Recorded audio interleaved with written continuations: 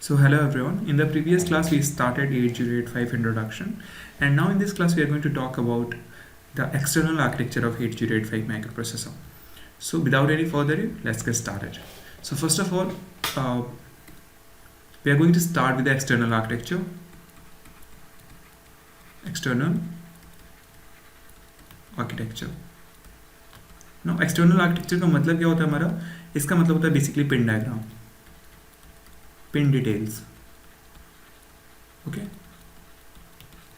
Pin details. तो हमने previous class में देखा था कि ये 40 पिन्स की आईसी है. अभी इस जो 40 पिन्स है ना, इसको हम लोग कैटेगराइज करते हैं 6 कैटेगरी में. 6 कैटेगरीज. वेट,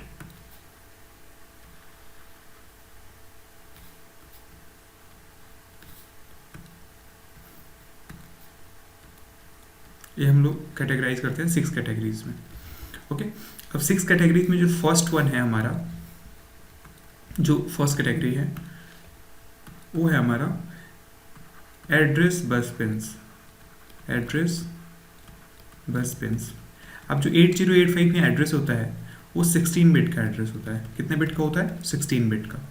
अब जो 16 बिट का एड्रेस होता है उसको हम लिखते हैं ऐसे, दो पार्ट में लिखते हैं, A0 to A7. एक हमारा हो गया 8 बिट और दूसरा हो गया A8 to A15. ओके, तो टोटल कितना हो जाएगा? A0 to A15 हो जाएगा. इसका मतलब ये है कि टोटल 16 बिट है. ओके, अब ऐसे क्यों लिखते हैं अभी हमको समझ में आएगा. सेकेंड जो कैटेगराइजेशन है हमारा, उसको हम लोग बोलते हैं data bus pins. Data bus pins. Okay, अभी जो डेटा बस है ये कितने बिट का होता है? 8 बिट का डेटा बस यूज होता है.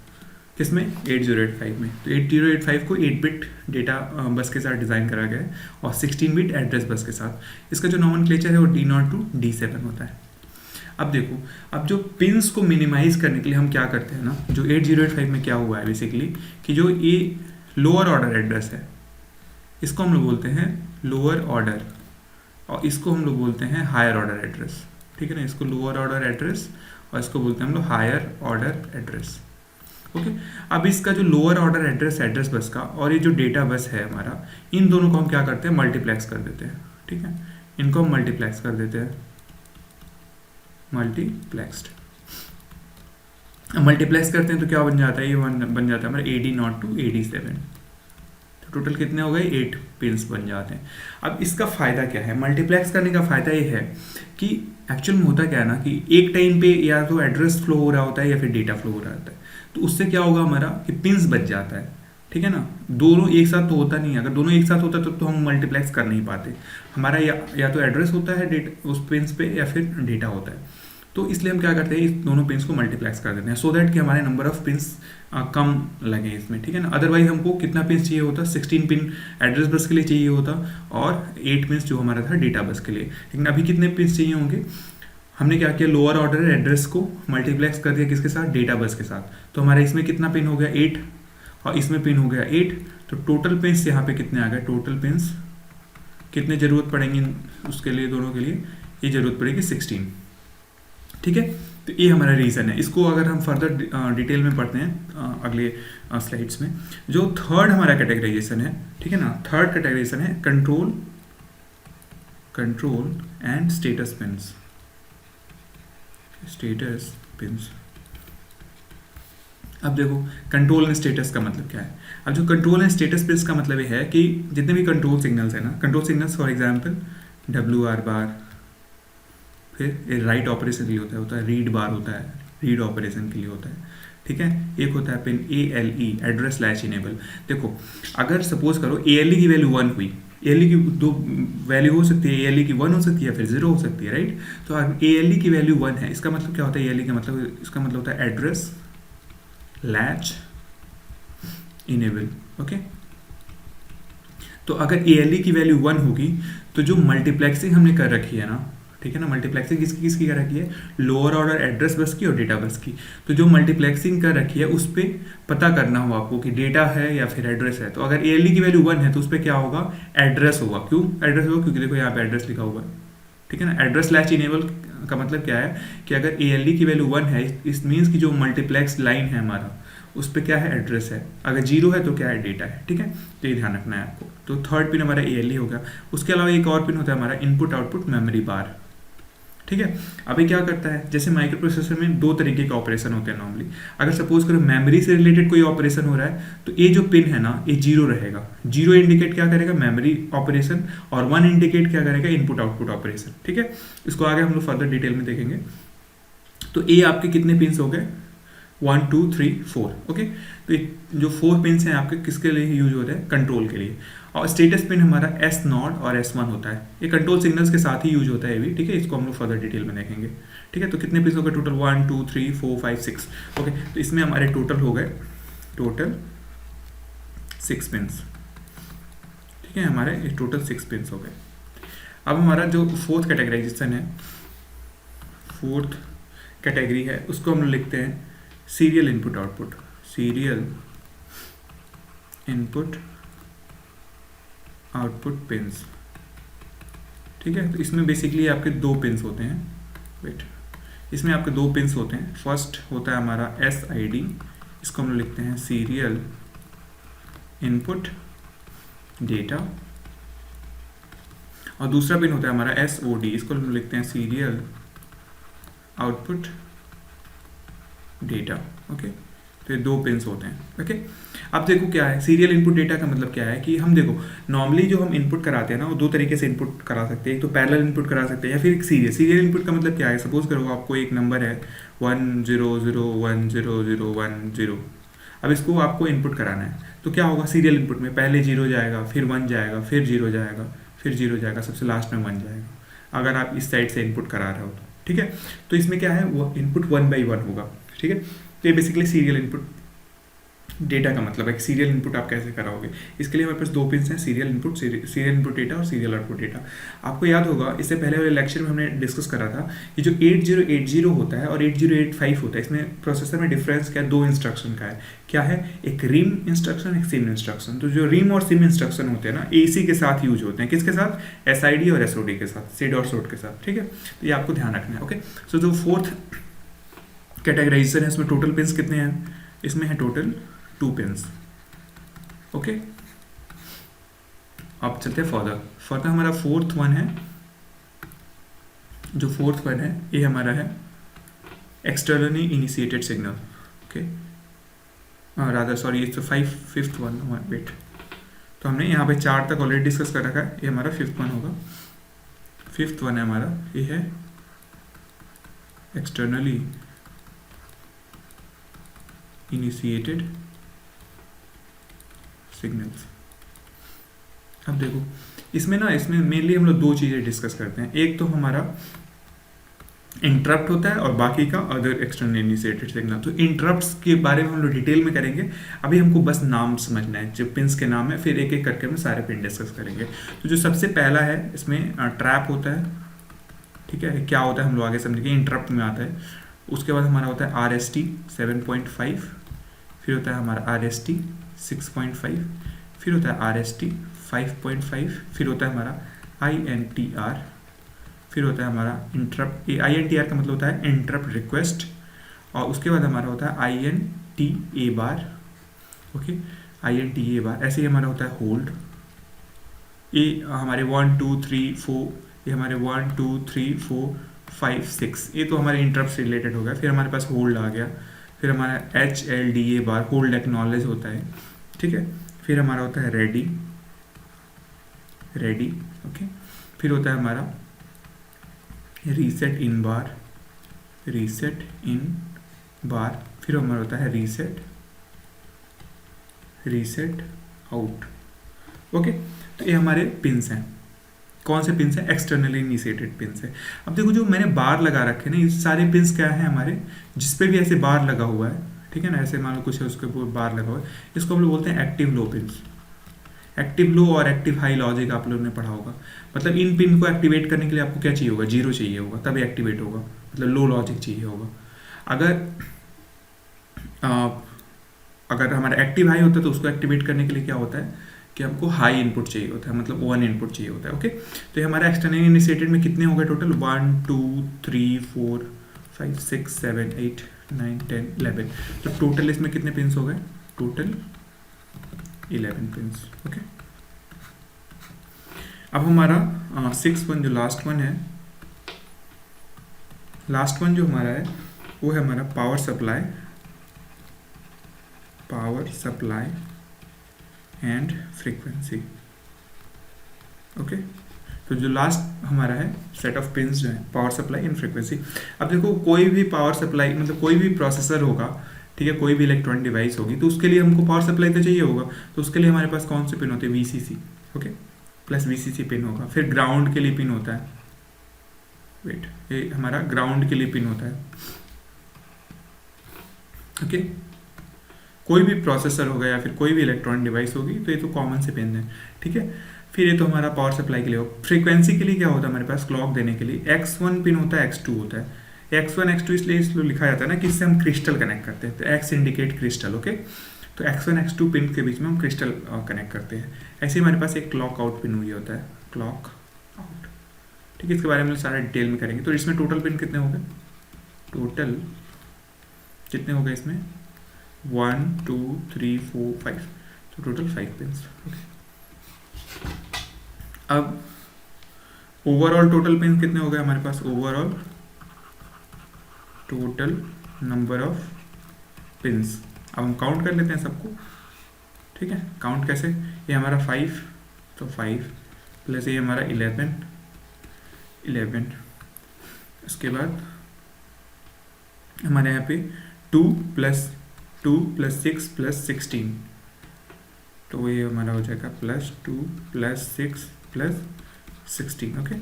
तो अब आप ऐड करो 5 1 6 2 8 6 14 6 20 0 2 1 3 1 4, ओके। आपके टोटल 40 पिन्स हो गए। तो ये हमारे टोटल 40 पिन्स हैं, ओके। 8085 में 40 पिन्स का हमने सबका नाम लिख लिया है यहाँ पे, ओके। अभी हम इनके फंक्शन से फेमिलियर नहीं है, एक एक करके हम इसके फंक्शन से फेमिलियर हो जाएंगे, बट फॉर टाइम बीइंग कि हमारे पास 40 पिन्स आ गए, ओके। तो 40 पिन्स को एक बार जल्दी से देख लेते हैं। कहाँ से स्टार्ट करा था हमने एक्चुअली 6 पार्ट में डिवाइड किया। डिवाइड करने का रीज़न ये है ना कि आपको जल्दी याद हो जाए, ओके। आप इसको अदर पार्ट्स में भी डिवाइड कर सकते हो, बट ऐसे करोगे तो आपको इजीली याद होगा। आपको ये याद नहीं करना है कौन से पिन किस पे मतलब किस नंबर पे कौन सा पिन है, कोई ज़रूरी नहीं है। हाँ, एग्जाम में कभी कभी आता है, बट ऐसे आपको याद होना चाहिए इतने इतने नंबर ऑफ पिन्स हैं, क्योंकि डायरेक्टली आपको एग्जाम में ये आ सकता है कि इस पिन का फंक्शन क्या है, ओके। तो इसको हम लोग 1 by 1 करेंगे। तो सबसे पहले हमने क्या करा, इसको एड्रेस बस पिन है, ठीक है। एड्रेस बस पिन में क्या होगा, लोअर ऑर्डर एड्रेस होगा, हायर ऑर्डर एड्रेस होगा, 16 बिट का एड्रेस होगा। और लोअर ऑर्डर एड्रेस को हम क्या करते हैं, डेटा बस को के साथ मल्टीप्लेक्स कर देते हैं, सो दैट कि हमारे नंबर ऑफ पिन्स कम रहें। अदरवाइज हमारे नंबर ऑफ पिन्स ज़्यादा हो जाएंगे एक चिप पे, तो पिन्स ज़्यादा होने का मतलब ऑब्वियसली आपको फिर हार्डवेयर कॉस्ट बढ़ जाएगा, ठीक है, और बहुत सारे कॉम्प्लिकेशन आ जाएंगे। तो हम क्या कर रहे हैं, दोनों को मल्टीप्लेक्स कर दे रहे हैं, मतलब लोअर ऑर्डर एड्रेस को और जो आपका डेटा बस पिन को मल्टीप्लेक्स करके वो पिन क्या बन गया हमारा, AD0 to AD7 बन गया। तो टोटल पिन कितने हो गए, 8 हो गया ए वाला पिन, और ऊपर वाला बचे हुए एड्रेस कितने हो गए, 8। तो दोनों मिलकर कितने पिन्स हो जाएंगे, टोटल 16 पिन्स हो जाएंगे, okay.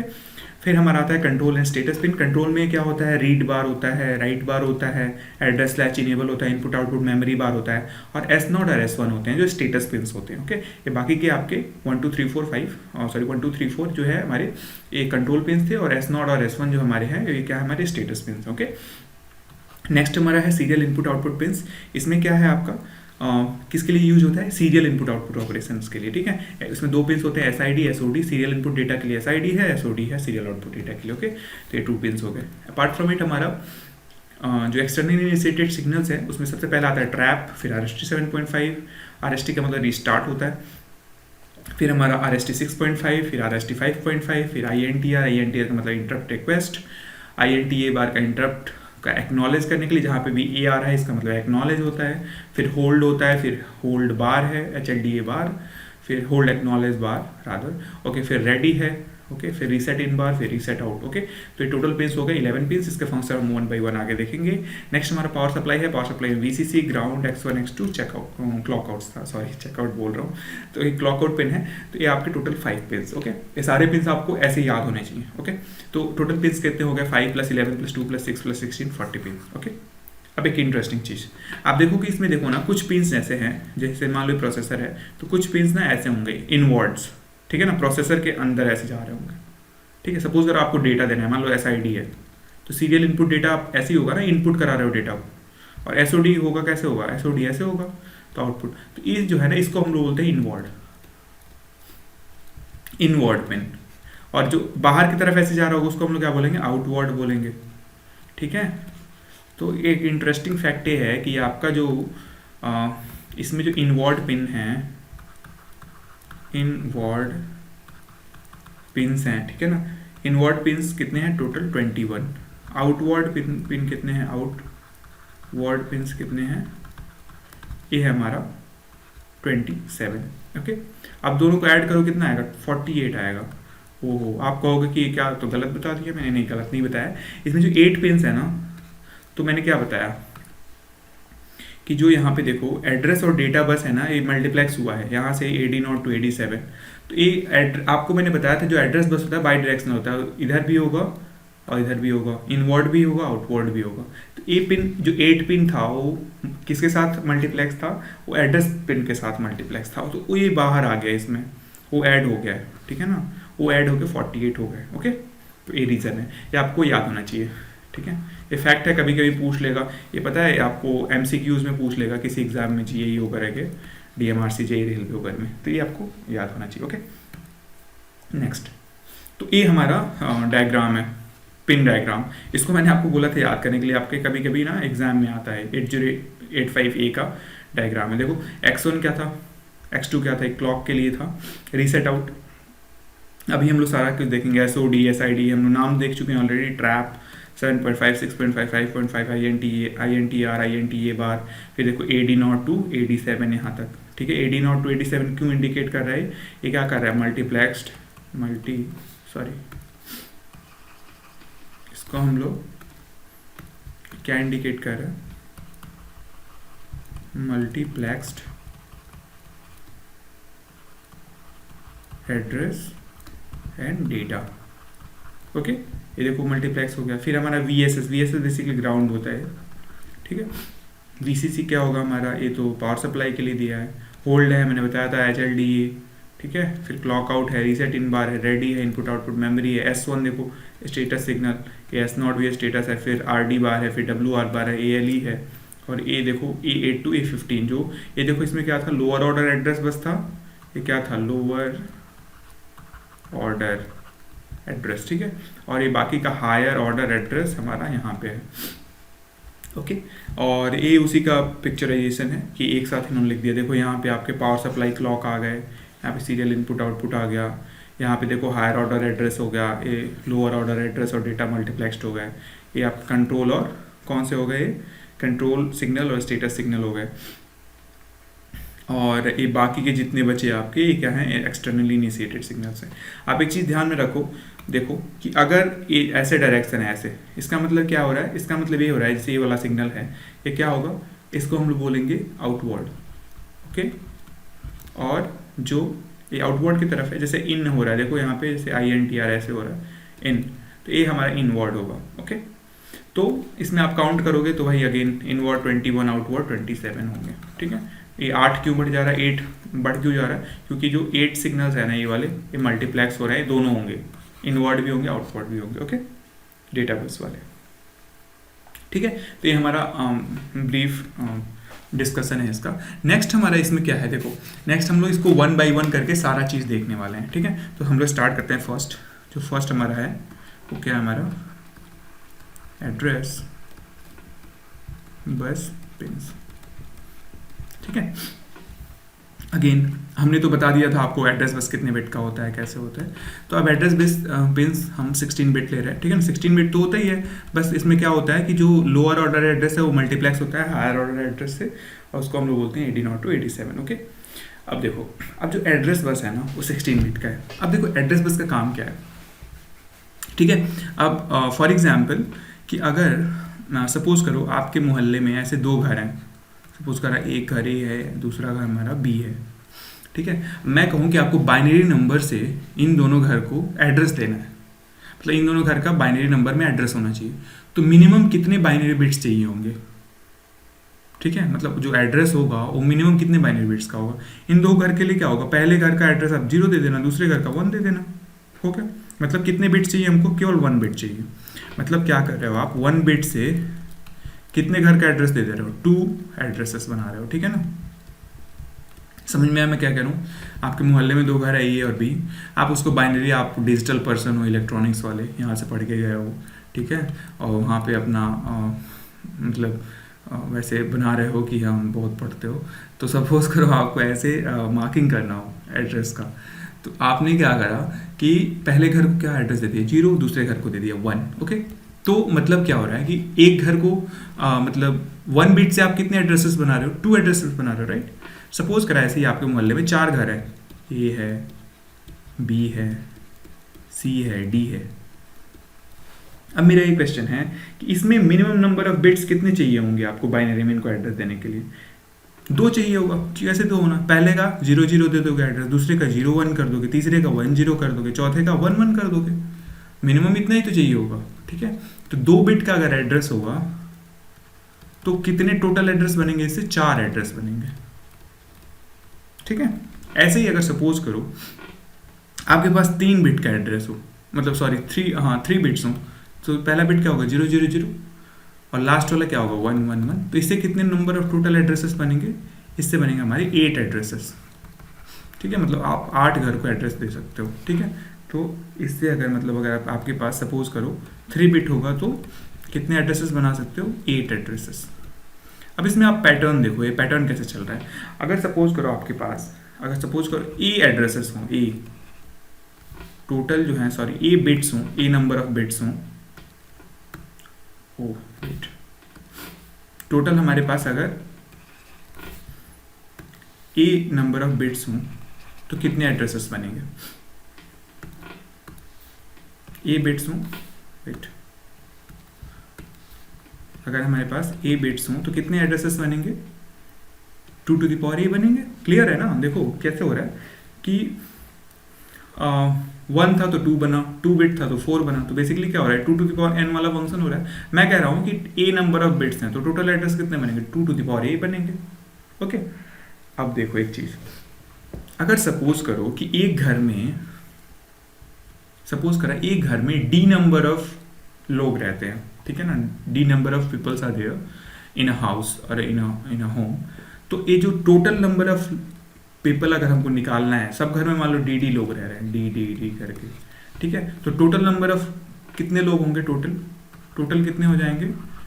2 to the power a into D हो जाएगा, सिंपल, ठीक है। क्योंकि अगर मान लो कि 2 टू द पावर ए का मतलब क्या है कि इतने नंबर ऑफ हमारे पास हाउसेस हैं और एक हाउस में कितना लोग रह रहा है? डी लोग रह रहा है। तो 2 to the power a into D निकाल दोगे तो टोटल नंबर ऑफ लोग हमको, टोटल नंबर ऑफ पीपल कितने हैं वो हमको मिल जाएंगे, ठीक है। सिंपल सा चीज़ है ना, ये समझ में आ गया होगा आई थिंक, ठीक है। तो अब इसको हम लोग एक्सटेंड करते हैं कि ये आखिर हम लोग डिस्कशन क्यों कर रहे हैं यहाँ पे। अब देखो तो बेसिकली क्या है कि हमारे पास जो एड्रेस पिन्स हैं, ठीक है ना, एड्रेस बस की जो पिन्स हैं हमारे, तो वो क्या है? देखो एड्रेस बस पिन्स हैं 16 बिट हैं।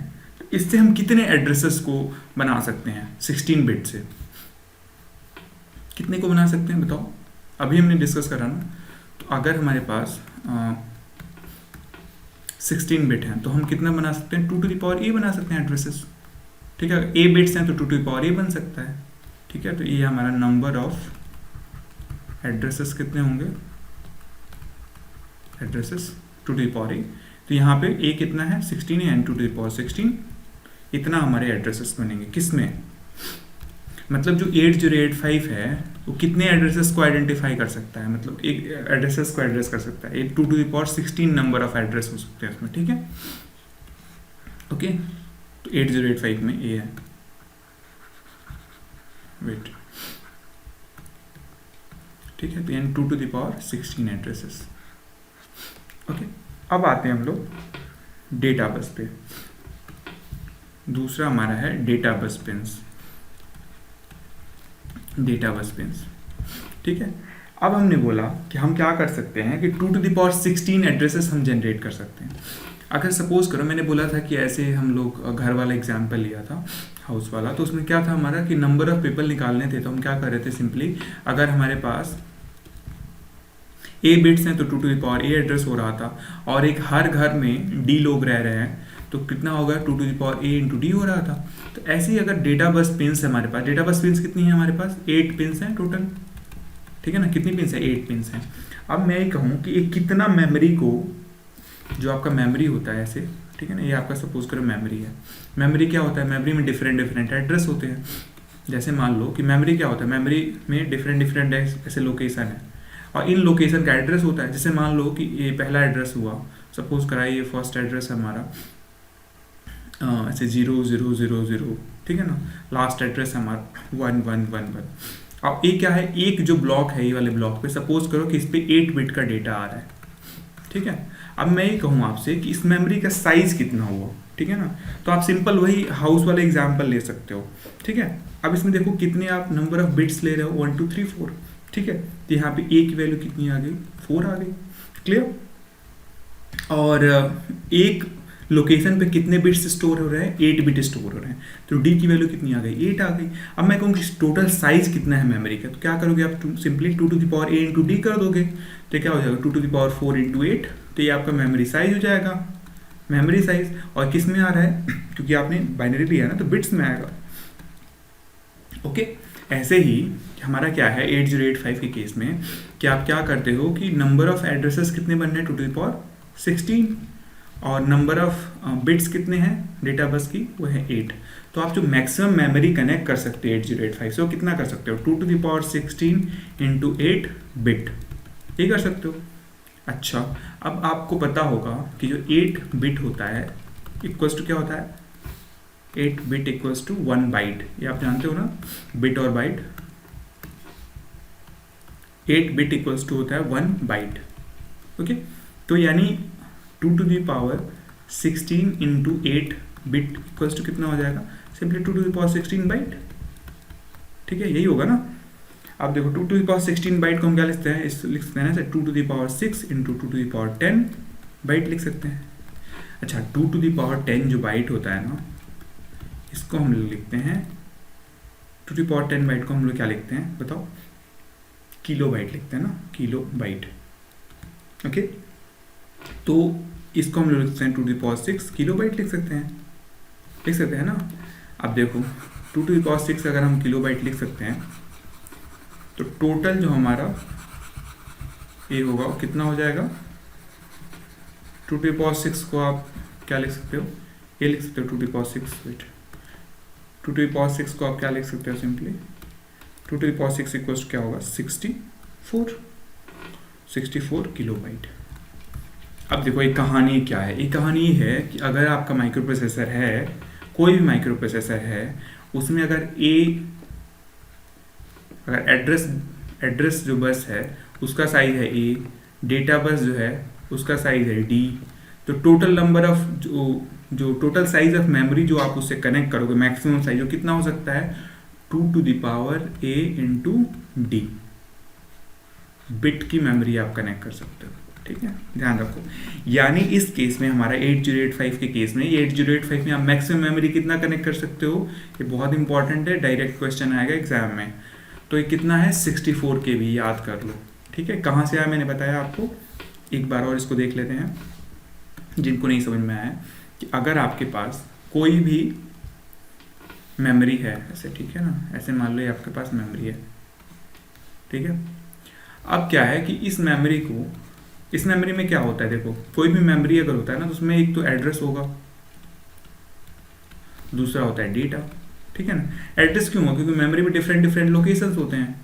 अब इस लोकेशन पे सपोज करो कि हमको मान लो कि मेमोरी है हमारे पास, रीड राइट मेमोरी है, रैम है, तो सपोज करो इस लोकेशन पे लिखना है, तो इसका एड्रेस होना चाहिए ना, हम तभी तो लिख पाएंगे यहाँ पे, राइट कर पाएंगे, ठीक है। या फिर इस लोकेशन से लेना है, तो उसके लिए एड्रेस होता है। तो अगर सपोज करो एड्रेस आपका ए है, मतलब ए नंबर ऑफ एड्रेसेस हैं, sorry A number of bits हैं उसमें एड्रेस में, और डेटा में आपका डी नंबर ऑफ बिट्स हैं, तो टोटल जो मेमोरी का साइज होगा, मेमोरी साइज जो होगा वो कितना होगा, 2 to the power a into D, okay. For example, एक एग्जाम्पल से समझ लो कि सपोज करा आपके पास एक मेमोरी है, सपोज करो उसमें मैं कहूँ कि एड्रेस बस का जो साइज है वो है 20 बिट, मतलब 20 बिट का एड्रेस है, ठीक है, मतलब 20 पिंस होंगे उसमें एड्रेस के लिए, और डेटा जो है वो है 8 बिट का। तो आप साइज बताओ, मेमोरी साइज कितना है, मेमोरी साइज सपोज करो ये पूछा गया है, तो आप सिंपली क्या करोगे, 2 to the power a into D. ये कहाँ से आया हमने बताया, वो हाउस वाले एग्जाम्पल से वहीं से आया है, ठीक है ना, वैसे ही करके। तो सिंपली क्या हो जाएगा, 2 to the power 20 और इंटू डी क्या होगा 8, और किस में आएगा, बिट में। ध्यान हमेशा रखना है, बिट और बाइट में बहुत कन्फ्यूजन होता है लोगों को।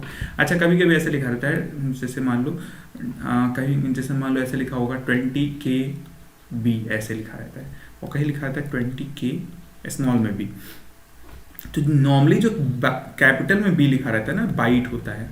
नॉर्मली ऐसे लिख सकते हो, बिट को भी लिखते हैं लोग गलती से, लेकिन दोनों को अलग अलग करने के लिए, डिफ्रेंशिएट करने के लिए, जो कैपिटल बी है वो बाइट है और स्मॉल जो बी है वो बिट है, ये ध्यान रखना आप, ठीक है। तो अब देखो ये बिट में हमेशा जो 2 to the power a into D वाला कैलकुलेशन है वो हमेशा किस में आएगा, ये बिट में आएगा, ओके। अब जब बिट में आएगा तो इसको बाइट में कन्वर्ट करने के लिए क्या करोगे, सिंपली आप 8 से डिवाइड कर दोगे, ठीक है। तो जब 8 से डिवाइड करोगे तो फिर ये कितना हो जाएगा, 2 to the power 20 बाइट हो जाएगा, ओके। अब इसको फिर आप किलो बाइट मेगा बाइट में लिख सकते हो अपने हिसाब से, ओके। तो ये आपका हो गया। तो 8085 के केस में, जो इन द केस ऑफ 8085 हम मैक्सिमम मेमोरी साइज कितना हो सकता है, maximum memory size equals to 2 to the power a into D, formula same. तो 2 to the power a का मतलब कितना, एड्रेस कितना है, एड्रेस 16 और डी कितना है 8, तो हो जाएगा 64 किलो बाइट, ठीक है। याद रखना है आपको, रिमेंबर, ओके। तो ये हमारी कहानी है यहाँ तक की, ओके। अब आते हैं हम लोग थर्ड पिन हमारा क्या था, थर्ड पिन जो था वो था हमारा कंट्रोल एंड स्टेटस पिन्स। अब कंट्रोल एंड स्टेटस में क्या था, देखो हमारा एक पिन था हमारा इनपुट आउटपुट मेमोरी बार, याद है आपको। इनपुट आउटपुट मेमोरी बार पिन है, इसका मतलब क्या है, इसको लिख लेना है ऐसे, इनपुट आउटपुट स्लैश में मेमोरी बार, ठीक है। तो अगर देखो इस पिन की वैल्यू जो है, अगर इनपुट आउटपुट मेमोरी बार की वैल्यू 0 है, अगर मान लो किसी टाइम पे 0 है, इसका मतलब क्या आ रहा है, देखो 0 होगा तो हमेशा ये जो बार है ऊपर, ये क्या इंडिकेट करता है, एक्टिव लो इंडिकेट करता है। तो हमेशा जब 0 होगा तो एक्टिव लो वाला एक्टिवेट होगा। तो इसमें क्या एक्टिवेट होगा, मेमोरी। मतलब कौन सा ऑपरेशन हो रहा है, हो रहा है memory related operation, memory related operation. मतलब माइक्रो प्रोसेसर उस टाइम पे क्या कर रहा होगा, कुछ ऐसा काम कर रहा होगा जो मेमोरी से रिलेटेड होगा।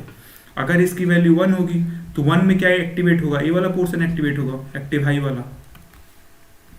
तो ये क्या होगा, इनपुट आउटपुट ऑपरेशन, ठीक है। आई थिंक आपको क्लियर हो गया होगा। मतलब क्या हो रहा होगा, इनपुट आउटपुट में जितने डिवाइसेस हैं उससे रिलेटेड ऑपरेशन चल रहे होंगे, ठीक है।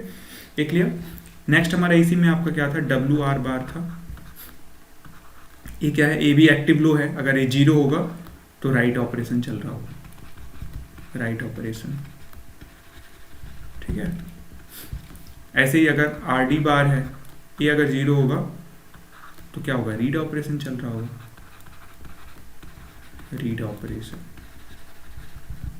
ठीक है ना। ये आपको ध्यान में देना है। अच्छा जो S0 है, S1 है, इसके बारे में हम लोग आगे डिटेल में करेंगे। अभी के लिए ये ध्यान रखो, बस इतना याद रखो कि जो S0 और S1 है ना, ये रीड बार और RD बार और WR बार के साथ अटैच्ड होता है, इनपुट आउटपुट मेमोरी बार से भी। कि जैसे रीड ऑपरेशन हो रहा होगा तो ये आप सिंपली S0 और S1 को इंडिकेट करके बता सकते हो कि कौन सा ऑपरेशन चल रहा है, स्टेटस बता सकते हो, ठीक है ना, कि फैच हो रहा है, कि रीड हो रहा है, कि राइट हो रहा है, ठीक है। तो ये सारा चीज़ आप बता सकते हो। तो इसको आगे हम लोग देखेंगे, ठीक है। तो ये सारा पिन होगा control and status pin. Next हमारा जो पिन है ना, तो एक चीज़, अच्छा एक और चीज़ देख लो, जो एक्टिव लो पिन्स हैं हमारे, कौन से पिन है, active low pin, active low pins. ये जो टोटल हैं हमारे 8085 में, वो कितने हैं टोटल इन 8085, वो कितने हैं, 8 हैं, सॉरी राधा 5 पिन्स हैं टोटल, ठीक है ना। ये हमेशा याद रखना, एक्टिव लो है जिसके ऊपर बार होगा, वो कितने पिन्स हैं हमारे, 5 पिन्स हैं, ठीक है।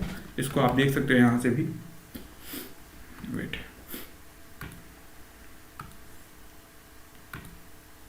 देखो इसको अगर हम क्लियर करें थोड़ा सा,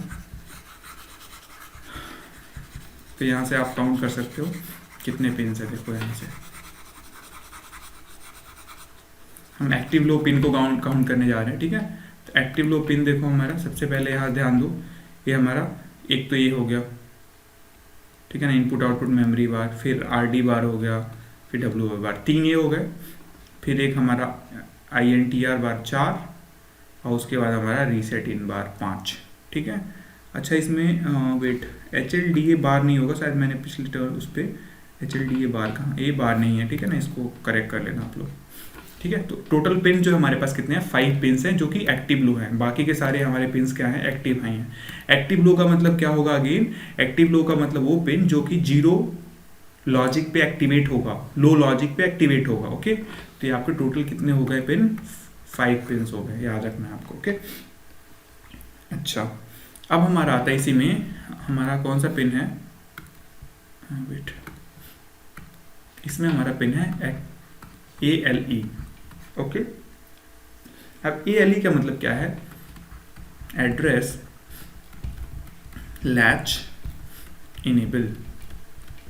अब बेसिकली होता क्या है, देखो हमारा जो प्रोसेसर था, सॉरी फॉर ड्राइंग बिकॉज थोड़ा सा इसमें हार्ड है ड्राइंग बनाना, तो हमारा सपोज करो 8085 प्रोसेसर है, ठीक है, माइक्रो प्रोसेसर है, ऐसे आप लोग मत लिखना एग्जाम में म्यूपी, आप पूरा लिखना माइक्रो प्रोसेसर, ओके। तो ये सपोज करो हमारे पास प्रोसेसर है, ओके, और ये हमारे पास मेमोरी है, ठीक है। मैंने क्या बताया था, मेमोरी में क्या होता है, आपके एड्रेस पिन होते हैं और डेटा पिन होता है, ठीक है। ये आपका सपोज करो मेमोरी है, मेमोरी ऑब्वियसली मेमोरी है, तो उसमें होगा एक RD बार होगा, फिर एक WR बार होगा, ऐसे करके, ठीक है। इसमें भी आपका माइक्रो प्रोसेसर में आपके स्टेटस वाले याद है, WR बार है, RD बार है, ठीक है। तो आप क्या करोगे, जब वैसे करोगे ना, तो इन दोनों के सारे कनेक्टेड रहेंगे आपस में, जैसे RD बार से हमारा क्या कनेक्टेड है, RD बार होगा, WR बार से WR बार कनेक्ट होगा मेमोरी का, ओके। अब क्या होता है, देखो एड्रेस जो है ना, ये हमारा सपोज करो एड्रेस है, ठीक है, ये हमारा डेटा बस का है, ठीक है। अब जो इसका एड्रेस बस है, हमने क्या बोला था कि जो A0 to A15 है, जैसे हमारा क्या था, यहाँ पे इसको हम क्लियर कर देते हैं, अभी हमारा क्या था, बेसिकली हमने बोला था लोअर ऑर्डर एड्रेस और हायर ऑर्डर एड्रेस, ठीक है। तो आपको एक चीज़ याद होगा कि जो हमारा हायर ऑर्डर एड्रेस था वो तो एज इट इज़ था, हायर ऑर्डर एड्रेस का मतलब कितना, हायर ऑर्डर एड्रेस का मतलब A8 to A15, तो A8 to A15 को हम डायरेक्टली कनेक्ट कर देंगे मेमोरी से। लेकिन क्या है कि जो हमारा याद होगा आपको कि AD0 to AD7 जो था वो क्या था, मल्टीप्लेक्स था। तो आप मेमोरी से जब कनेक्ट करोगे तो क्या होगा, जरूरत पड़ेगी ना आपको अलग अलग चाहिए डेटा के लिए अलग, क्योंकि डेटा पिन का अलग है मेमोरी का और एड्रेस अलग है, तो उसको अलग अलग करना पड़ेगा। उसको अलग अलग करने के लिए ना हम लोग एक लैच यूज करते हैं, ठीक है, इंपॉर्टेंट है बहुत, ध्यान से समझो क्या मैं बोल रहा हूँ। उसको अलग करने के लिए, किसको अलग करने के लिए, हमारा जो हायर ऑर्डर एड्रेस है उसको तो हमने डायरेक्ट कनेक्ट कर दिया मेमोरी से, ठीक है। ये मेमोरी मैक्सिमम साइज कितना होगा, 64 KB होगा सपोज करो, ठीक है। मान लो आपने मैक्सिमम मेमोरी कनेक्ट करा है तो 64 KB की मेमोरी होगी, किलोबाइट है, ध्यान रखना, ठीक है। तो आपने A8 to A15 directly connect कर दिया, लेकिन इस मेमोरी में जब 64 KB की मेमोरी है तो इसमें एड्रेस पिन कितने हो रहे होंगे, 16 हो रहे होंगे टोटल, तो 8 पिन तो कनेक्ट हो गए, लेकिन जो लोअर 8 पिन है, मतलब A0 to A7 सॉरी, ए वाले जो पिन है इनको कनेक्ट करना है। इनको कनेक्ट आप कैसे करोगे, क्योंकि ए वाला जो बिट है आपका, जो यहाँ पे जो पिन्स है वो क्या है, सिंपली ए पिन्स हैं आपका AD0 to AD7। आप ऐसा तो करोगे नहीं कि उसको उठा के सीधे कनेक्ट कर दो, फिर डेटा के लिए क्या करोगे। तो हम क्या करते हैं, सिंपली इस जो AD0 to AD पिन है ना, उसको हम सबसे पहले एक लैच को देते हैं, लैच। इस लैच का जो नाम होता है, ध्यान रखना, याद कर लेना, 74LS, ये बहुत इंपॉर्टेंट है, 373 याद होना चाहिए आपको, ठीक है। एक लैच होता है जिसका नाम है 74LS 373। आपने लैच पढ़ा होगा डिजिटल में, अब इसको मैं नहीं बताऊंगा यहाँ पे, किसी को प्रॉब्लम होगी क्या है लैच क्या होता है, फ्लिप फ्लॉप क्या होता है, तो बाद में पूछ लेना, बट फॉर टाइम बीइंग समझो कि जो लैच है वो क्या करेगा, सिंपली दोनों को अलग अलग कर देगा, ठीक है ना। क्या अलग अलग करेगा, एड्रेस और डेटा को। अब क्या होगा, जो लैच से जो आउटपुट आएगा ना उसको हम कनेक्ट कर देंगे एड्रेस से, ठीक है, यहाँ पे जो आउटपुट आएगा, ठीक है, इसको क्या कनेक्ट कर देंगे तो हमारा ये हो जाएगा A0 टू A7 यहाँ पे मिल जाएगा। और बाकी का यहाँ से जो इनपुट था, ठीक है, अब देखो ये एक्टिवेट कैसे करेंगे। एक हमारे पास सिग्नल मैंने बोला ALE जो होता है वो हम दे देंगे, इस लैच को एक्टिवेट करेंगे ALE। अब जैसे ही ALE की वैल्यू 1 होगी ना, जैसे ही ALE की वैल्यू 1 होगी, ALE की वैल्यू कब 1 होगी वो ये बताने के लिए 1 होती है कि जो आपका बस है उस पर क्या है, एड्रेस है। तो जैसे ही ALE की वैल्यू 1 होगी तो क्या होगा, लैच एक्टिवेट हो जाएगा। और जब लैच एक्टिवेट हो जाएगा तो जो मेमोरी है उसको क्या मिल जाएगा, A0 टू A7 मिल जाएगा आपको, ठीक है, मेमोरी को। बाकी का अगर मान लो ये लैच नहीं एक्टिवेट होता है, उस केस में क्या है, मतलब ALE की वैल्यू अगर 0 रहती है तो उस केस में क्या होगा कि जो डेटा है, जो A0 टू A7 पे जो डेटा है मतलब A0 टू जो A7 पे जो कंटेंट है वो क्या होगा, सिंपली डेटा बस को चला जाएगा। ठीक है, ये हमारी कहानी है। ऐसे आई थिंक आप समझे होगे, ड्राइंग गड़बड़ होगी लेकिन आपको ऐसे बनानी है। ठीक है, ध्यान रखो मैं क्या कह रहा हूँ। जो ALE है वो लैच को जाएगा, ठीक है ना, उस लैच को इनेबल करने के लिए। तो जब ALE की वैल्यू 1 होगी तो क्या होगा, लैच इनेबल हो जाएगा। अब जब लैच इनेबल हुआ तो क्या होगा, यहाँ पे आपका क्या आ जाएगा, A0 टू A7। मैंने क्या बोला था, जब ALE इक्वल्स टू 1 है तो जो AD0 टू AD7 है उस पर क्या जा रहा है, एड्रेस जा रहा है। ठीक है ना, तो यही तो कर रहा है ना। देखो जैसे ही 1 होगा ये लैच इनेबल हो गया। अब लैच इनेबल हो गया तो कनेक्ट कर देगा इसको, ये जो पूरा है उसको कनेक्ट कर देगा मेमोरी से। तो इसका मतलब क्या होगा, ये एड्रेस उसको मिल गया। लेकिन जैसे ही ALE, जैसे ही मान लो इस पे डेटा आया, इस वाले बस पे जैसे ही डेटा आएगा तो ALE की वैल्यू क्या हो जाएगी, 0 आ जाएगी। जब ALE की वैल्यू जब 0 होगी तो ये लैच क्या होगा, डिसेबल हो जाएगा। तो ये तो कनेक्शन कट जाएगा ना, इस पर तो कुछ रहेगा ही नहीं। फिर क्या होगा, क्योंकि ये डिसेबल है। अब क्या होगा कि इससे जो पूरा का पूरा डेटा फ्लो है वो कहाँ से कनेक्ट हो जाएगा, इसके डेटा बस के साथ कनेक्ट हो जाएगा मेमोरी के। तो ये है पूरी कहानी एड्रेस लैच इनेबल की। ओके, ध्यान से देखना है। इसको बोलते हैं हम लोग डीमल्टीप्लेक्सिंग। ठीक है ना, ये पूछा जा सकता है एग्जाम में कि डीमल्टीप्लेक्सिंग कैसे करते हैं। ठीक है, मतलब एड्रेस और डेटा का डीमल्टीप्लेक्सिंग कैसे करते हैं। तो कैसे करते हैं भाई साहब, इसकी डीमल्टीप्लेक्सिंग करते हैं लैच के थ्रू। लैच का नाम क्या है, 74LS 373 सॉरी। तो ये आपको याद रखना है, 74LS 373। ओके, तो यहाँ तक आपको क्लियर होना चाहिए। ठीक है, अब जो मल्टीप्लेक्सिंग और डीमल्टीप्लेक्सिंग है ना, ये TDM होता है नॉर्मली, टाइम डिवीजन मल्टीप्लेक्सिंग होता है। ध्यान रखो क्योंकि आप टाइम शेयरिंग बेसिस पे कर रहे हो। जो मल्टीप्लेक्सिंग है यहाँ पे, मल्टीप्लेक्सिंग कौन सी टाइप की मल्टीप्लेक्सिंग है, टाइम डिवीजन मल्टीप्लेक्सिंग। ये में भी आपने पढ़ा हो, time division multiplexing, frequency division multiplexing क्या होता है। ओके, अब आते हैं हम लोग नेक्स्ट पे। नेक्स्ट क्या हमारे भाई साहब, नेक्स्ट हमारा है पावर सप्लाई का। नेक्स्ट हमारा है wait, power supply pins. Okay, अब पावर सप्लाई पिंस में क्या है, देखो पावर सप्लाई में क्या है, सिंपली आप VCC देते हो कितने वोल्ट की, 5 वोल्ट की प्लस 5 वोल्ट की। ठीक है, और जो ग्राउंड होता है आपको पता ही है, ग्राउंड दिया जाता है ऐसे। ठीक है, आप क्या करोगे, जो भी IC का ग्राउंड है उसको, जो आपका पूरी डिवाइस का ग्राउंड है उसको कनेक्ट कर देते हो। ग्राउंड सेफ्टी के लिए यूज होता है, आपको पता है कंसर्न उसका। ठीक है, और तीसरी चीज़ है क्लॉक। क्लॉक तो जो मेन आपका वेट, जो मेन आपका जो प्रोसेसर है ना, ये 8085, इसकी जो क्लॉक है वो 3 मेगाहर्ट्ज पे, जो 8085 है वो मेनली 3 मेगाहर्ट्ज पे काम करता है। ठीक है, 3 मेगाहर्ट्ज, ये आपको ध्यान रखना है। 5 मेगाहर्ट्ज का भी वर्जन अवेलेबल है बट वो उतना पॉपुलर नहीं है। ठीक है, ये ध्यान रखना है। अब देखो 3 मेगाहर्ट्ज का क्लॉक है किसमें, 8085 में। तो जो 3 मेगाहर्ट्ज का क्लॉक है वो क्या करते हैं हम, जो मैंने बताया आपको X1 और X2, ये जो आपका सपोज करो प्रोसेसर है 8085, इसमें पिंस होते हैं X1 और X2। अब इसके बीच में हम एक क्रिस्टल लगाते हैं यहाँ पे। ठीक है, ऐसे क्रिस्टल लगाते हैं, क्रिस्टल ऑसिलेटर। और जो ये क्रिस्टल होता है इसकी फ्रीक्वेंसी क्या होती है, 6 मेगाहर्ट्ज। ये आपको ध्यान रखना है। ठीक है, तो X1 और X2 के बीच में क्या, जो X1 और X2 पिंस हैं उसके बीच में क्या लगाते हैं, 6 मेगाहर्ट्ज का क्रिस्टल ऑसिलेटर कनेक्ट करते हैं। ठीक है, आपको मिलता है मार्केट में, आप देख सकते हो, आपने देखा भी होगा, मे बी मेटेलिक होता है, एक मेटल टाइप का होगा, वही क्रिस्टल होता है उसके अंदर। ठीक है, तो क्रिस्टल ऑसिलेटर में भी आपने पढ़ा भी हो, थोड़ा बहुत आइडिया भी हो। ओके, तो बेसिकली क्या करते हैं, हम x1 और x2 के बारे में, x1 और x2 के बीच में 6 मेगाहर्ट्ज का क्रिस्टल अटैच कर देते हैं। ठीक है, आप देखो, अब आप कहोगे कि सर ये तो 3 मेगाहर्ट्ज लिखा हुआ है कि क्लॉक होता है, आपने 6 मेगाहर्ट्ज क्यों अटैच किया है? देखो ये बहुत इंपॉर्टेंट है। एक्चुअल में क्या होता है, जो क्रिस्टल का बिहेवियर 3 मेगाहर्ट्ज में ना स्टेबल नहीं होता है। ठीक है, ध्यान दो मैं क्या कह रहा हूँ, जो क्रिस्टल ऑसिलेटर है उसका जो बिहेवियर है वो 3 मेगाहर्ट्ज पे स्टेबल नहीं होता है। ठीक है, मतलब स्टेबिलिटी मतलब इधर उधर 3 मेगाहर्ट्ज से कुछ चेंज हो जाएगा। ये बहुत डेंजरस है प्रोसेसर के लिए, क्योंकि प्रोसेसर का जो क्लॉक फ्रीक्वेंसी है वो कांस्टेंट होना चाहिए, तो वो चेंज नहीं होना चाहिए।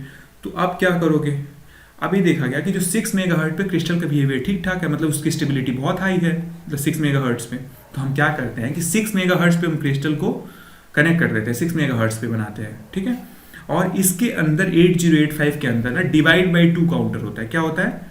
Divide by 2 counter. अभी क्या करता है कि 6 मेगाहर्ट्ज को डिवाइड कर देता है अंदर, तो डिवाइड बाई 2 काउंटर करेगा तो क्या होगा, 3 मेगाहर्ट्ज मिल जाएगा। ठीक है, ये ध्यान में रखना है। ये बहुत जगह आपसे इंटरव्यू वगैरह में डायरेक्ट क्वेश्चन पूछा जाता है कि ऐसा क्यों करते हैं। ठीक है, तो 6 मेगाहर्ट्ज हमने क्यों कनेक्ट किया, 3 मेगाहर्ट्ज डायरेक्टली क्यों नहीं कनेक्ट किया? इसलिए नहीं किया कि 3 मेगाहर्ट्ज का अगर हम क्रिस्टल लगाएंगे तो क्या होगा, उसका बिहेवियर जो होता है स्टेबल नहीं होता है, अच्छे से स्टेबल नहीं होगा। अब जब स्टेबल नहीं होगा तो प्रॉब्लम क्रिएट करेगा। तो हम क्या करते हैं, उसका सोल्यूशन ये है, हमने ये देखा कि 6 मेगाहर्ट्ज पे क्रिस्टल का जो बिहेवियर है स्टेबल है कंपेयर टू 3 मेगाहर्ट्ज। तो हम क्या करते हैं, 6 मेगाहर्ट्ज पे हम 6 मेगाहर्ट्ज का क्रिस्टल बनाते हैं और उसके अंदर सर्किट लगाते हैं डिवाइड बाई 2 का। अच्छा, डिवाइड बाई 2 काउंटर कैसे बनेगा, ये आपको पता होगा। फ्लिप फ्लॉप जो होता है वो डिवाइड बाई 2 काउंटर होता है। अगर मैं फ्लिप फ्लॉप की बात करूँ, क्या करता है, सिंपली डिवाइड बाई 2 कर देता है फ्रीक्वेंसी को, आपको मे भी पता हो। ठीक है, तो आप सिंपली टी फ्लिप फ्लॉप का कॉम्बिनेशन लगा के डिवाइड कर सकते हो, 6 मेगाहर्ट्ज को 3 मेगाहर्ट्ज कर सकते हो इजीली। ठीक है, तो वैसे डिवाइड करोगे तो आपको स्टेबल है, क्योंकि 6 मेगाहर्ट्ज पे स्टेबल है, तो आपने क्या किया, डिवाइड कर दिया उसको 2 से, तो क्या होगा आपको 3 मेगाहर्ट्ज। तो जब 6 मेगाहर्ट्ज स्टेबल है तो ये भी 3 मेगाहर्ट्ज जो होगा स्टेबल होगा, इसलिए सारा काम करा जाता है। ठीक है, बहुत इंपॉर्टेंट है, बहुत लोगों को नहीं पता होती है, ये आपको पता होना चाहिए। ठीक है ना, you are my student so you must be familiar with it. Okay, so ये आपको ध्यान रखना है। ओके, इंटरव्यू का क्वेश्चन डायरेक्ट क्वेश्चन है। ठीक है, तो आपको हमेशा ध्यान रखना है कि वाई 6 मेगाहर्ट्ज क्रिस्टल। आप देखोगे कि 5 मेगाहर्ट्ज का अगर है, नॉर्मली आप देखोगे कि ये जो क्वेश्चन है ना, मतलब हर जगह इंटरव्यू वगैरह में बहुत जगह ये एनकाउंटर होता है, तो ये आपको हमेशा याद रखना है कि क्यों ऐसा हो रहा है। ठीक है, तो ये कहानी है क्रिस्टल की। अच्छा, जो क्लॉक आउट पिन होता है इसमें, क्लॉक आउट, वो हम क्या करते हैं कि माइक्रो प्रोसेसर से जो कनेक्टेड डिवाइसेस हैं, जैसे मान लो कोई कनेक्ट डिवाइस है, तो हम क्या करेंगे, सपोज करो इसको क्लॉक देना है, हम क्या चाह रहे हैं कि जो माइक्रो प्रोसेसर है हमारा और ये जो डिवाइस है हमारा, ये दोनों एक साथ काम करें, राइट। सो हम क्या करते हैं, हमारे पास क्लॉक तो जनरेट हो गया यहाँ पे। ठीक है, अब क्या करते हैं, क्लॉक आउट पिन से ना हम इस डिवाइस को भी क्लॉक दे सकते हैं। ठीक है, इस डिवाइस को क्लॉक दे सकते हैं। ठीक है, जो भी इंटरफेस डिवाइस है उसको क्लॉक देंगे, किससे, इसके क्लॉक आउट पिन से। क्यों देंगे, सिंक्रोनाइजेशन के लिए, क्योंकि एक साथ काम करे ये माइक्रो प्रोसेसर भी और डिवाइस भी। ठीक है, तो फॉर सिंक्रोनाइजेशन पर्पज हमारा कौन सा पिन है, क्लॉक आउट, उससे हम क्या करते हैं, बाहर के किसी डिवाइस को क्लॉक दे सकते हैं। ठीक है, तो ये हमारा कहानी है power supply and frequency pins का। ओके, नेक्स्ट हम आते हैं, नेक्स्ट क्या है हमारा, नेक्स्ट हमारा serial input and output pins, serial input and output pins. अभी क्या है, मैंने बताया था कि इसमें कौन कौन से पिन होते हैं, SID होता है, SOD होता है। ओके, सीरियल इनपुट डेटा और सीरियल आउटपुट डेटा, इसको लिख लो, सीरियल इनपुट डेटा और दूसरा हमारा हो जाएगा सीरियल आउटपुट डेटा। ओके, तो ये 2 पिन है हमारा। अब देखो, ये 2 पिन का यूज़ मैंने आपको पहले ही बता दिया कि किसके किसके साथ, रिम और read input memory, sorry read interrupt mask, और जो हमारा सिम है सेट इंटरप्ट मास्क, इसके साथ यूज होता है, used with RIM SIM instructions.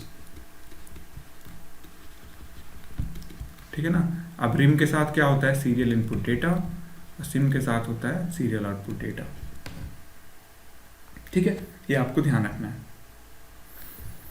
तो इसको हम लोग आगे बाद में डिटेल में करेंगे, जब हम लोग रिम सिम इंस्ट्रक्शन पढ़ेंगे ना, ये जो हम लोग रिम सिम इंस्ट्रक्शन पढ़ेंगे तो उसमें हम लोग ये सारा चीज़ देखेंगे। ओके, ये चीज़ हम लोग देखेंगे कि कैसे यूज होता है, क्या होता है। आपको अभी ध्यान में रखना है कि सीरियल इनपुट के लिए यूज होता है, ये सीरियल आउटपुट के लिए होता है। हमने सीरियल इनपुट बताया आपको कि 1 by 1 करके बिट्स अगर ट्रांसमिट होते हैं तो उसको सीरियल इनपुट बोलेंगे। ठीक है, ऐसे ही हमारा सीरियल आउटपुट होगा। ओके, तो हमारा सीरियल इनपुट आउटपुट पिन है। अब आते हैं हम लोग नेक्स्ट जो हमारा है वो है externally initiated signal, one of the most important topic. Okay, so ये है हमारा एक्सटर्नली इनिशिएटेड सिग्नल्स। ठीक है, अब देखो क्या होता है कि जो एक्सटर्नली इनिशिएटेड सिग्नल में एक हम लिखते हैं इंटरप्ट्स। ओके, अब इंटरप्ट्स का मतलब क्या होता है। सपोज करो आप कोई टास्क करा रहे हो माइक्रो प्रोसेसर से, ठीक है ना, आपने कोई प्रोग्राम लिखा, ऐसे टास्क करा रहे हो। अब इन बिटवीन कोई इमरजेंसी आ गई, ठीक है ना, मान लो कोई टास्क परफॉर्म हो रहा है, इन बिटवीन कोई इमरजेंसी आ गई, आप क्या चाह रहे हो कि वो टास्क स्टॉप करके कोई और काम करे माइक्रो प्रोसेसर। ओके, तो स्टॉप करने का कोई मैकेनिज्म होना चाहिए ना प्रोग्राम को। जैसे मान लो प्रोग्राम चल रहा है, आप स्टॉप कर दो उसको, उसके लिए मैकेनिज्म होना चाहिए हमारे पास, राइट। तो उस मैकेनिज्म को हम लोग बोलते हैं इंटरप्ट्स, राइट। मतलब इन बिटवीन अगर हमको स्टॉप करना है तो उसको इनिशिएट करने के लिए हमारे पास क्या होता है, इंटरप्ट्स होते हैं। ठीक है, कि उसको स्टॉप करा के हम दूसरा काम करा लें, फिर तीसरा काम करा लें। ओके, तो उसके लिए हमारे पास इंटरप्ट होता है। अब देखो क्या है कि इंटरप्ट्स की ना हायरार्की होती है। इंटरप्ट्स की हायरार्की का मतलब क्या है कि सबसे पहला जो है इंटरप्ट, सबसे पहला इंटरप्ट है ट्रैप, ठीक है। दूसरा इंटरप्ट है RST 7.5, तीसरा है हमारा RST 6.5, चौथा हमारा ST 5.5, फिर हमारा INTR। ये हमारे पास 1 2 3 4 5 इंटरप्ट्स होते हैं, ठीक है ना, 5 इंटरप्ट्स। तो अगर आपसे कोई पूछेगा कि 8085 में कितने इंटरप्ट्स होते हैं, तो कितने टोटल इंटरप्ट्स होते हैं, 5 इंटरप्ट्स। अब जो ट्रैप होता है ना, इसकी प्रायोरिटी जो होती है, प्रायोरिटी का मतलब क्या है, अगर सपोज करो कि आपके सारे इंटरप्ट्स जो हैं वो एक साथ इनेबल हो गए, तो सबसे पहले किसका रिक्वेस्ट माना जाएगा, तो सबसे पहले रिक्वेस्ट किसका माना जाएगा, ट्रैप का। इसको एग्जाम्पल के रूप में समझते हैं हम लोग कि सपोज करो कि आप किसी ऑर्गेनाइजेशन में हो, ठीक है, मान लो कहीं कोई ऑर्गेनाइजेशन है, ये ऑर्गेनाइजेशन है, आप इसमें काम कर रहे हो, ठीक है ना। अगर काम कर रहे हो उसमें, तो उस ऑर्गेनाइजेशन में क्या होगा, आपका बॉस होगा, आपका उससे भी बड़ा बॉस होगा, सीनियर बॉस होगा, फिर उस कंपनी का मैनेजिंग डायरेक्टर होगा, ठीक है ना। सपोज करो 3 लेयर है हमारे, ठीक है। अब क्या है, सपोज करो कि कोई ऑर्डर मिलता है, जिससे मान लो आपका बॉस आता है, आपको बोलता है ये काम करने को, आपने ये काम स्टार्ट करा, ठीक है। अब क्या बोलेगा कि आपका जो सीनियर बॉस है, ठीक है, मतलब बॉस का भी जो बॉस है, वो आके बोलेगा कि नहीं भाई साहब हमारा काम करो। फिर आके उसी टाइम पे मान लो MD बोलता है नहीं हमारा काम करो, ठीक है। तो एज एन एम्प्लॉय आपको तो सुनना तो बॉस की चाहिए अपनी, लेकिन अगर सपोज करो तीनों आपके साथ हों, सामने हों, तो आप ऐसा कर सकते हो कि सबसे जो हाई इंपॉर्टेंस का काम है उसका काम पहले करो, राइट। तो जो सबसे जिसकी प्रायोरिटी सबसे हाई होगी उसका काम आप सबसे पहले करोगे। ऐसे ही ट्रैप क्या होता है कि सबसे हाईएस्ट प्रायोरिटी होती है। तो अगर इंटरप्ट्स में आपके 5 इंटरप्ट्स हैं, 5 इंटरप्ट्स की पिन होती है, राइट। अब सपोज करो ट्रैप पिन हाई हो गया, ठीक है ना, ऐसे मान लो यहाँ पे आपके 5 पिन है। अब जो ट्रैप वाला पिन है, ये पिन ऐसे किसी डिवाइस से कनेक्ट रहेगा, जैसे ही ये हाई होगा तो आपको सारा कुछ छोड़ के, मान लो कि एक ही टाइम पे ट्रैप भी हाई है, 7.5 भी है, 6.5 भी है, तो जिसकी प्रायोरिटी ज़्यादा है उसको हमको एक्नॉलेज करना पड़ेगा, उसका टास्क करना पड़ेगा। तो उसको हम लोग बोलते हैं यहाँ पे ट्रैप। ट्रैप का क्या होगा, हाईएस्ट प्रायोरिटी होता है, ठीक है ना, हाईएस्ट प्रायोरिटी, ये आपको ध्यान रखना है, ठीक है ना। तो इंटरप्ट में सबसे हाईएस्ट प्रायोरिटी किसकी होती है, ट्रैप की। लोएस्ट किसकी होती है, INTR की, इसकी होती है लोएस्ट, ठीक है। ये आपको ध्यान में रखना है। अभी के लिए इतना ही। इंटरप्ट्स पे हम लोग बहुत ज़्यादा डिस्कशन करने वाले हैं, ये ट्रैप क्या होता है, फिर RST 7.5 क्यों लिखा है, 6.5 क्यों लिखा है, इसके बारे में हम लोग पूरा डिटेल में करेंगे। लेकिन अभी के लिए आपको ये ध्यान रखना है, ट्रैप की जो प्रायोरिटी है वो क्या है, हाईएस्ट है, ठीक है। अगर सारे मान लो सारे इंटरप्ट एक साथ इनेबल हुए तो सबसे पहले किसकी बात सुनी जाएगी, ट्रैप की सुनी जाएगी, राइट। उसके बाद किसकी, दूसरा नंबर पे कौन है, RST 7.5, फिर 6.5, फिर 5.5, और सबसे लास्ट जो सबसे कम प्रायोरिटी है वो किसकी है, INTR की है, ठीक है। ये आपको ध्यान रखना है, ठीक है। इंटरप्ट्स कितने पिन हो गए हमारे। अब इसके साथ एक पिन होता है ना, जैसे ही आपका INTR होता है, जैसे मान लो आपने सपोज करो कि सबसे लास्ट वाली प्रायोरिटी को आपने एड्रेस किया, तो एक ना माइक्रो प्रोसेसर से जो भी रिक्वेस्ट किया रहता है इंटरप्ट के लिए, उसको एक सिग्नल जाता है, उसको बोलते हैं हम इंटरप्ट एक्नॉलेज, INTA बार, ठीक है। एक्नॉलेज का मतलब क्या था कि हमने आपके इंटरप्ट्स को, आपने जो हमको रिक्वेस्ट दिया था इंटरप्ट रिक्वेस्ट INTR पे, उसको हमने एक्सेप्ट कर लिया है, ठीक है ना। तो उसको बताने के लिए INTA बार होता है, मतलब एक्नॉलेज करने के लिए, किसके लिए होता है, एक्नॉलेज करने के लिए, ठीक है। ये आपको ध्यान रखना है। तो ये हमारा हो गया। अब देखो एक पिन होता है हमारा होल्ड। अब जो होल्ड पिन होता है ना, तो जितने एक्सटर्नली इनिशिएटेड सिग्नल्स हैं उसमें अगर मैं बात करूं, इंटरप्ट में सबसे हाईएस्ट प्रायोरिटी किसकी है, ट्रैप की है। लेकिन मैं पूछूं अगर एक्सटर्नली इनिशिएटेड सिग्नल है तो उसमें सबसे हाईएस्ट प्रायोरिटी किसकी है, तो होल्ड की है। ये आपको हमेशा ध्यान रखना है, ठीक है ना। तो होल्ड जो होता है इंस्ट्रक्शन ना, ये आपका होल्ड जो पिन है ये यूज होता है, एक ऑपरेशन होता है, उसको हम लोग बोलते हैं डायरेक्ट मेमोरी एक्सेस, ठीक है। क्या बोलते हैं, डायरेक्ट मेमोरी एक्सेस। ये सारे टर्म्स बहुत इंपॉर्टेंट हैं, ये डायरेक्ट एग्जाम में आपके आ सकते हैं, ठीक है। जो हम डिस्कस कर रहे हैं 1 by 1, इसमें किसी को कोई कंफ्यूजन है कहीं पे भी है तो हमको बता देना, उसको मैं एक्सप्लेन कर दूंगा, राइट। तो क्योंकि अभी मुझे पता तो चल नहीं रहा है कि आपको कितना समझ में आ रहा है, क्या आ रहा है। दूसरी चीज़ की आप इसका नोट्स बनाते चलना ना, ऐसे नोट्स मिलेगा नहीं आपको, ठीक है। सारा चीज़ कवर हो जाएगा, बहुत कंसाइज नोट्स बनेगा और काफ़ी मतलब वो हैंडी रहेगा आपको रिवीजन करने के लिए, राइट। तो अभी देखो जो होल्ड ऑपरेशन है, मैंने क्या बोला कि इसकी हाईएस्ट प्रायोरिटी है किसमें, एक्सटर्नली इनिशिएटेड सिग्नल्स में। तो एक कहाँ यूज होता है, होल्ड जो पिन है वो होता है डायरेक्ट मेमोरी एक्सेस। अब डायरेक्ट मेमोरी एक्सेस क्या होता है ये देखते हैं। सपोज करो आपके पास ऐसे एक CPU है, इसको हम माइक्रो प्रोसेसर यूनिट लिखते हैं, MPU माइक्रो प्रोसेसर यूनिट, और ये हमारा इनपुट है, ये हमारा आउटपुट है, और ये हमारा मेमोरी है, ठीक है। सपोज करो ऐसे कनेक्टेड है। अब देखो अगर सपोज करो कि हमको क्या करना है, हमको सिंपली क्या करना है कि मेमोरी में राइट करना है। मतलब क्या करना है, जो भी इनपुट पे आ रहा है उसको मेमोरी में राइट करना है, ठीक है। तो एक तो तरीका ये है कि हम पहले माइक्रो प्रोसेसर में उसका वो करें, कोड लिखें, फिर वहाँ से कॉपी करें, फिर मेमोरी में जाएं, ठीक है। मतलब एक तरीका क्या है कि पूरा माइक्रो प्रोसेसर के साथ होते हुए उस चीज़ को मेमोरी तक ट्रांसमिट करें। दूसरा क्या करें, हम सिंपली इनपुट से मेमोरी में, क्योंकि उसमें कोई प्रोसेसिंग की जरूरत है नहीं, हमको क्या करना है, सिंपली कॉपी करना है, ठीक है ना। अगर हमको डेटा कॉपी करना है या फिर ट्रांसफर करना है, मान लो डेटा ट्रांसफर कहाँ से कहाँ पे, इनपुट से मेमोरी में, तो उसमें तो कोई प्रोसेसिंग इन्वॉल्व नहीं है। तो एक तरीका यह है कि भाई साहब आप पूरा कोड लिखो माइक्रो प्रोसेसर में कि यहाँ जाए, फिर इस रजिस्टर से माइक्रो प्रोसेसर के रजिस्टर से फिर मेमोरी में जाए, राइट। एक तरीका यह है। दूसरा तरीका यह है कि हम क्या करें, डायरेक्ट मेमोरी में लिख दें उसको, जो भी डेटा है उसको ट्रांसफर करते हैं डायरेक्ट मेमोरी इनपुट से।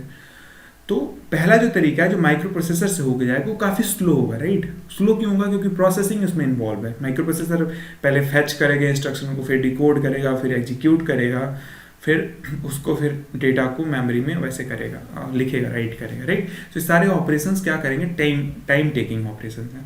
सिंपली क्या किया जा सकता है कि माइक्रो प्रोसेसर क्या करे कि अपना जो इसके अंदर जो बसेस हैं, कौन कौन सी बसेस हैं, एड्रेस बस है, डेटा बस है और कंट्रोल बस है। तो जैसे ही हमारे पास ऐसा कोई चीज़ हो, ऐसा कोई मैकेनिज्म हो कि जैसे ही हमको डेटा ट्रांसफर करना है तो माइक्रो प्रोसेसर क्या करे, अपना जो कंट्रोल है बसेस से हटा दे। तो हम क्या कर सकते हैं, उसका बसेस यूज कर सकते हैं किसके लिए, सिंपली डेटा ट्रांसफर करने के लिए। तो उसमें जो माइक्रो प्रोसेसर का प्रोसेसिंग वाला काम था वो बच जाएगा, राइट। प्रोसेसिंग करने की जरूरत नहीं पड़ेगी। सिंपली क्या किया उसने कि उसके अंदर जो डेटा बस था, एड्रेस बस था, उससे अपना कंट्रोल हटा लिया। तो वो जो एड्रेस और डेटा बस है वो किसमें यूज आ जाएगा, इनपुट के और मेमोरी के यूज में आ जाएगा। तो क्या होगा, वो ऐसे लगेगा कि जैसे आपका इनपुट और मेमोरी डायरेक्टली कनेक्टेड हो, ऐसे दिखेगा वो, ठीक है ना। मतलब ट्रांसपेरेंट बन जाएगा, मतलब डायरेक्ट यहाँ पे ट्रांसफर हो जाएगा डेटा। इसी को हम लोग बोलते हैं डायरेक्ट मेमोरी एक्सेस, राइट। इसमें क्या हो रहा है कि जो इनपुट डिवाइस है मेमोरी को डायरेक्टली एक्सेस कर रहा है विदाउट इंटरफियरिंग और without being interfered bye micro processor. Okay, इस पूरे प्रोसेस को डायरेक्ट मेमोरी एक्सेस बोला जाता है। ऐसे ही आप सपोज करो कि आपको क्या करना है कि सपोज करो आपके आपके पास सपोज करो कि कोई कंप्यूटर है, उसमें मेमोरी में डेटा सेव है, राइट। अब उस डेटा को आपको क्या करना है, आउटपुट पे सपोज करो आपने यूएसबी लगा दिया, यूएसबी डिवाइस आपने उसको कॉपी करना है। तो एक तो तरीका है कि पूरा माइक्रो प्रोसेसर होते हुए डेटा आपका यूएसबी तक पहुंचे, ठीक है। दूसरा तरीका है कि सिंपली ट्रांसफर हो जाए वहाँ पे, क्योंकि माइक्रो प्रोसेसर की इन्वॉल्वमेंट की कोई ज़रूरत नहीं, क्योंकि कोई प्रोसेसिंग की रिक्वायरमेंट है नहीं उसमें, राइट। तो हम क्या कर सकते हैं कि ऐसा कोई मैकेनिज्म बनाए जिससे डायरेक्टली माइक्रो प्रोसेसर डेटा कहाँ ट्रांसफर हो जाए, यूएसबी में ट्रांसफर हो जाए। तो इस किसके थ्रू करेंगे, डायरेक्ट मेमोरी एक्सेस के थ्रू। अब ये कैसे होगा, जब भी डायरेक्ट मेमोरी एक्सेस के लिए हमको मतलब डायरेक्ट मेमोरी एक्सेस करना होता है तो उसके लिए हम एक डीएमए कंट्रोलर लगाते हैं, डीएमए कंट्रोलर, ठीक है। डीएमए कंट्रोलर वो इन बिटवीन लगता है, माइक्रो प्रोसेसर के साथ ही लगता है। तो सबसे पहले क्या करेगा, जैसे मान लो इनपुट को करना है तो इनपुट रिक्वेस्ट भेजेगा डीएमए कंट्रोलर को। डीएमए कंट्रोलर क्या करेगा कि इसमें जो पिन होता है किसका, होल्ड का, HOLD जो पिन है वो किसके होल्ड से, इसके होल्ड से कनेक्टेड रहेगा माइक्रो प्रोसेसर के। अब जैसे ही क्या होगा, आपने रिक्वेस्ट दिया तो वो क्या होगा, जो माइक्रो प्रोसेसर का होल्ड था वो होल्ड पिन हाई हो जाएगा। जैसे ही होल्ड पिन आपका हाई होगा, माइक्रो प्रोसेसर क्या करेगा, अपना जितना कंट्रोल था उसके एड्रेस और डेटा बस पे, जितने बसेस पे उसके कंट्रोल थे उसको रिलीज कर देगा, ठीक है। अपना कंट्रोल हटा लेगा। अब जब कंट्रोल हटा लिया तो उसके जो बसेस हैं उसका यूज आप किसके लिए कर सकते हो, डेटा ट्रांसफर के लिए कर सकते हो, और सिंपली आपका डेटा वहां से लेके मेमोरी तक ट्रांसफर हो जाएगा, ठीक है। समझ में आई मेरी बात। तो ये है आपका डायरेक्ट मेमोरी एक्सेस और होल्ड का काम। देखो अब अगेन जैसे मान लो ये आपका सपोज करो ये आपका 8085 है, तो आपने यहाँ से होल्ड का रिक्वेस्ट प्लेस किया, होल्ड का, ठीक है, यहाँ के होल्ड पिन से कनेक्टेड है। तो जैसे ही होल्ड का एक रिक्वेस्ट मान लिया गया तो एक माइक्रो प्रोसेसर एक सिग्नल भेजेगा इधर कि हाँ हमने एक्सेप्ट कर लिया आपका जो होल्ड का रिक्वेस्ट था। होल्ड का रिक्वेस्ट का मतलब क्या, रिक्वेस्ट क्या था कि भाई साहब आप अपने डेटा बस को और एड्रेस बस को फ्री करिए। क्यों फ्री करिए, क्योंकि हमको उसको उस पे से होकर ट्रांसमिट करना है, डेटा को ट्रांसमिट करना है कहाँ, मेमोरी में, ठीक है। तो जैसे ही होल्ड को एक्सेप्ट किया माइक्रो प्रोसेसर ने, वो क्या करेगा, बैक टू डिवाइस, जिस डिवाइस ने भी, जैसे मान लो डीएमए कंट्रोलर है आपका, डीएमए कंट्रोलर है, अगर इसने रिक्वेस्ट प्लेस करा था तो उसको पता होना चाहिए ना कि हाँ भाई इसका रिक्वेस्ट मान लिया गया। जैसे ही उसको पता होगा वो क्या करेगा, फिर डेटा और एड्रेस को प्लेस कर देगा उसके एड्रेस और डेटा बस पे, ठीक है। तो उसको बताने के लिए हमारे पास सिग्नल होता है होल्ड एक्नॉलेज, HLDA, ओके। तो होल्ड सिग्नल क्या होता है, होल्ड सिग्नल रिक्वेस्ट होता है, और HLDA एक्नॉलेज करने के लिए कि हाँ भाई आपका रिक्वेस्ट एक्सेप्ट हो गया, ठीक है। तो ये दो पिन आपको क्लियर हो गया होगा आई थिंक, ठीक है। नेक्स्ट हम आते हैं रेडी पे। नेक्स्ट हमारा पिन है रेडी, ठीक है ना। रेडी मूवी वाला रेडी नहीं है। ये बेसिकली जो सलमान खान के फैन होंगे सोच रहे होंगे मूवी डिस्कस करने जा रहे हैं हम लोग, बट वो वाला रेडी नहीं है। एनीवेज, तो यहाँ पे बेसिकली क्या होगा, देखो ये हमारा माइक्रो प्रोसेसर है, ये हमारा माइक्रो प्रोसेसर है। अगेन मैं वेट, आप लोग गलत सलत लिखने लोगे एग्जाम में। तो सपोज कराए हमारा माइक्रो प्रोसेसर यूनिट है, ओके। और ये हमारा क्या है, मेमोरी है, ये हमारा मेमोरी है, ठीक है। अब क्या है कि जो इसका स्पीड है, मैंने क्या बोला था, ये 3 मेगाहर्ट्ज पे 3 मेगाहर्ट्ज पे इसका क्लॉक होता है माइक्रो प्रोसेसर 8085 का। अब ऐसा तो कोई ज़रूरी नहीं है कि मेमोरी की भी स्पीड उतनी ही हो। जैसे मान लो इसकी क्लॉक स्पीड कितनी है, 3 मेगाहर्ट्ज है। अब कोई ज़रूरी नहीं है कि जो भी मेमोरी हो या फिर कोई भी पेरिफेरल इनपुट डिवाइस हो, आउटपुट डिवाइस हो, ठीक है, तो कोई जरूरी नहीं कि उसकी स्पीड भी उतनी हो, ऐसा तो हो नहीं सकता, ठीक है, कि एग्जैक्ट उतनी स्पीड मेमोरी की भी हो। तो क्या होता है कि इसका जो नॉर्मली जो माइक्रो प्रोसेसर होता है फास्ट होता है कंपेयर टू पेरिफेरल, स्लो होता है। तो इस फास्ट और स्लो को इंटरफेस कराने के लिए, मतलब फास्ट माइक्रो प्रोसेसर और स्लो पेरिफेरल को इंटरफेस कराने के लिए हम क्या यूज़ करते हैं, रेडी पिन, ठीक है ना, रेडी यूज होता है। अब ये रेडी क्या करता है, देखो सपोज करो इनके बीच में डेटा ट्रांसफर करना है हमको, ठीक है। तो जो रेडी पिन होगा ना वो बताएगा, जैसे मान लो ये हमारा रेडी है, रेडी पिन से कनेक्टेड, वेट,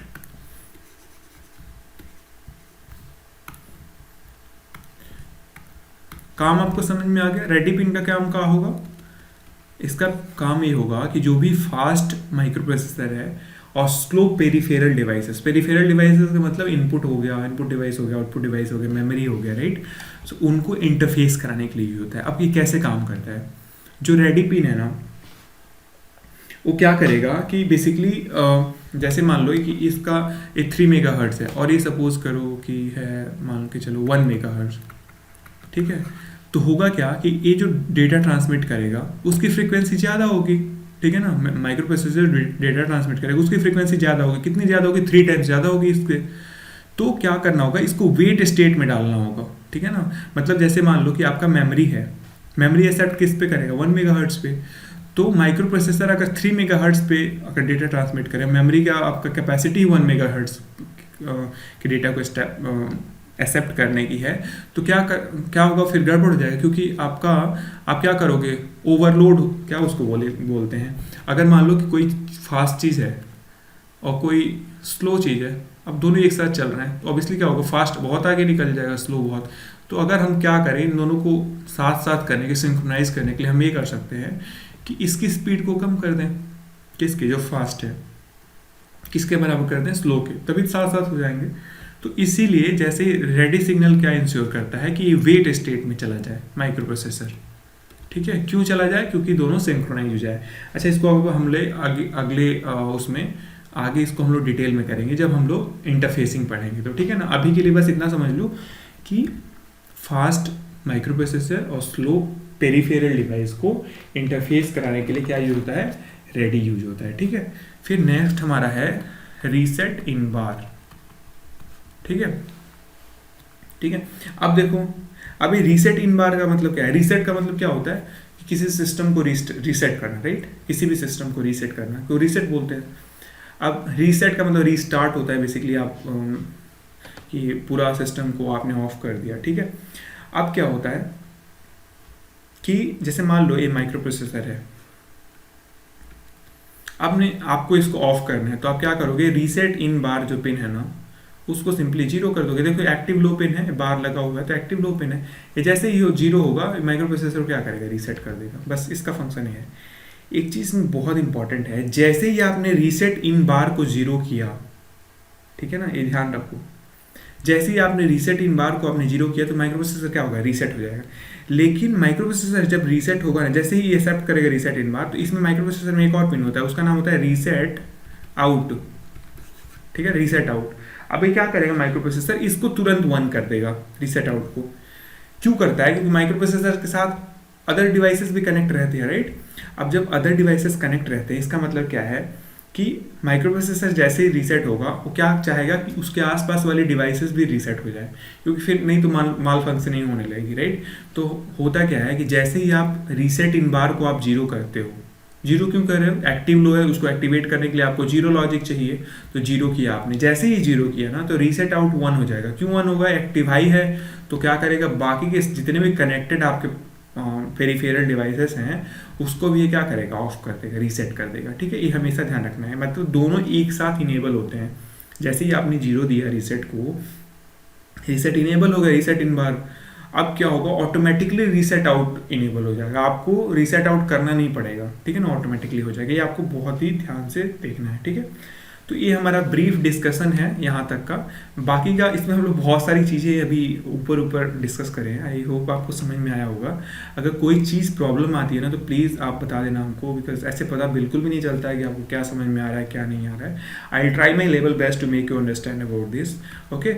और ये सब्जेक्ट बहुत इंटरेस्टिंग है और ये काफ़ी लंबा लेक्चर हो गया, sorry for that, but thanks for watching this video, have an awesome day.